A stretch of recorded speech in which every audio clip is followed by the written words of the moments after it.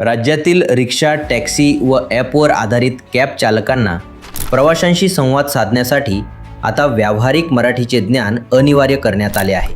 Maharashtra motor वाहन नियम 1989 मध्ये करण्यात आलेल्या नव्या सुधारणांमुळे ही अट स्पष्ट झाली आहे. परिवहन मंत्री प्रताप सरनाईक यांनी दिलेल्या माहितीनुसार महाराष्ट्र मोटार वाहन नियम 1989 मध्ये सुधारणा करून अँटीसिडेंट्स या शब्दांनंतर and working knowledge of Marathi language हे शब्द समाविष्ट करण्यात आले आहेत. त्यामुळे वाहन चालवण्याच्या अधिकृततेसाठी अर्ज करताना मराठीचे व्यावहारिक ज्ञान असणं आवश्यक राहणार आहे.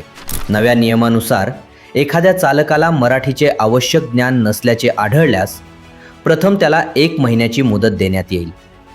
या काळात मराठी शिकण्यात सुधारणा न झाल्यास चालकाचा परवाना 3 महिन्यांसाठी निलंबित केला जाऊ शकतो. त्यानंतरही नियमांचे पालन न केल्यास परवाना कायमस्वरूपी रद्द करण्याची तरतूद करण्यात आली आहे. तुम्हाला या नियमाबद्दल काय वाटतं? कमेंट करून नक्की सांगा आणि अशाच माहितीसाठी फॉलो करा